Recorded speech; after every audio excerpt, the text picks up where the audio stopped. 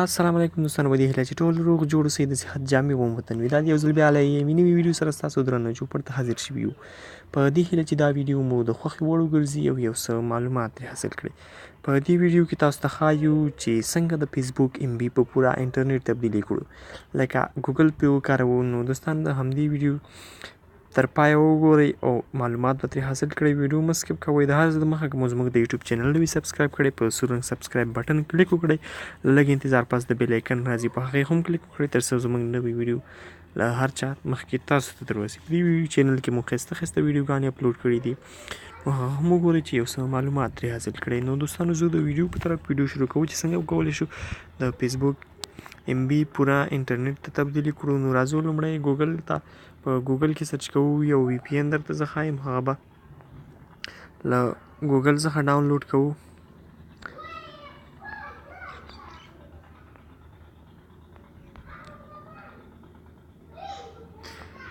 په ګوګل کې به سرچ کوئ کوین سی وی پی ان وی شپږ.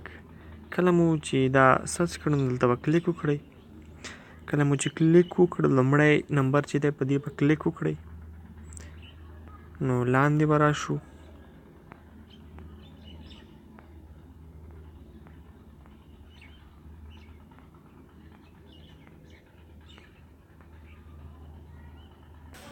او دوستان هلته درته لیکلي دي ډاونلوډ کوین سی وی پی ان وی 6 الټرا لایټ هیر. په هیر به کلیک وکړئ. نو تاسو ته به یو بله صفحه خلاصه شي. لږ انتظار کوو، دا چې انټرنیټ سلو دی نو لږ انتظار ورته کوو. دا د بله صفحه خلاصه شوه. نو دلته درته لیکلي دي ډاونلوډ. نو 2.9 ام بي دی او تاسو یې ډاونلوډ کړئ. ما خو ډاونلوډ کړی دی. نو زه به راشم لومړی به یې اوپن کړم. نو دلته راغلی کوین سی وی پی ان، دې باندې به کلیک وکړو. کله مو چې دلته کلیک وکړو نو لاندې به راشو.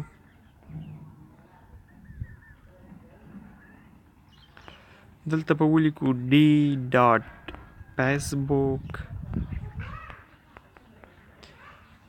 ډاټ کام. کله مو چې دلته دا به دلته کلیک وکړو، دا به ډیفالټ ته واړو. کله مو چې ډیفالټ ته واړو، اوکې باندې به کلیک کوو.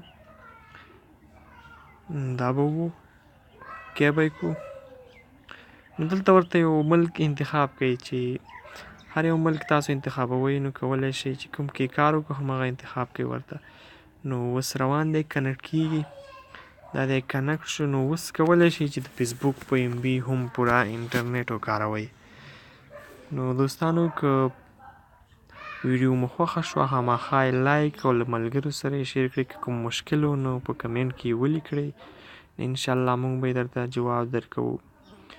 نو د راتلونکي ویډیوګانو دپاره زموږ د یوټیوب چینل سبسکرایب کړئ او د بیل آیکن هم کلیک وکړئ تر څو زموږ هره نوې ویډیو له نورو مخکې تاسو ته در ورسیږي. الله پامان.